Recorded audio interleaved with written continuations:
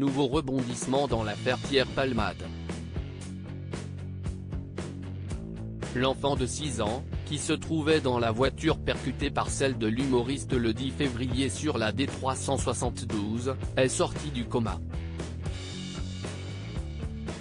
Il a souri en voyant sa maman, alors qu'il était resté mutique en voyant ses oncles, comme l'a révélé son cousin en exclusivité sur BFM TV. Avec la mâchoire cassée, il ne peut dire que des phrases courtes. Il a des difficultés à boire, à parler et à manger. Les dernières nouvelles à son sujet remontaient à mardi, lorsque l'avocat des victimes des familles Mourad Batik avait annoncé lors d'une conférence de presse que le petit garçon avait la mâchoire fracturée et qu'il était défiguré. Pour rappel, il avait subi plusieurs opérations après le choc, tout comme son papa, qui conduisait le véhicule en question.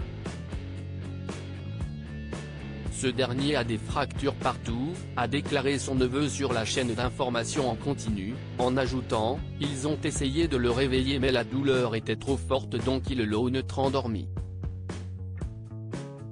Dans cette Mégane Renault se trouvait également une femme de 27 ans, qui était enceinte et qui a malheureusement perdu son bébé à cause de cet accident.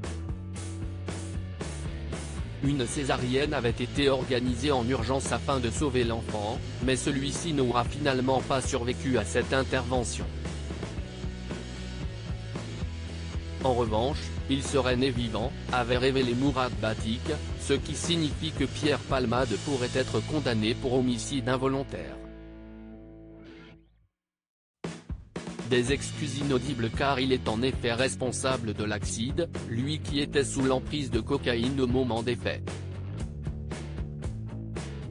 Il a été placé en garde à vue hier, elle a été prolongée aujourd'hui, et aurait déclaré aux enquêteurs avoir très peu de souvenirs de l'accident, selon Le Parisien qui cite une source proche de l'enquête. Il n'apporte pas de précision à ce stade sur les raisons de l'embardé, écrivent nos confrères. Il a seulement indiqué se souvenir être sorti de chez lui avec les 2 passagers avec qui il faisait la fête. Mais s'il ne s'en souvient pas, il se dit désolé pour les victimes. Aussi vain que cela puisse paraître, Pierre leur demande pardon, avait déclaré sa sœur ce mardi 14 février. Des excuses toutefois qualifiées d'inaudibles par les proches des victimes. Enfin, rappelons que Pierre Palmade qui se trouve actuellement au centre hospitalier de Melun, était accompagné, au moment des faits, par 2 passagers, qui avaient alors pris la fuite. Ils ont été placés en garde à vue depuis et ils y sont toujours.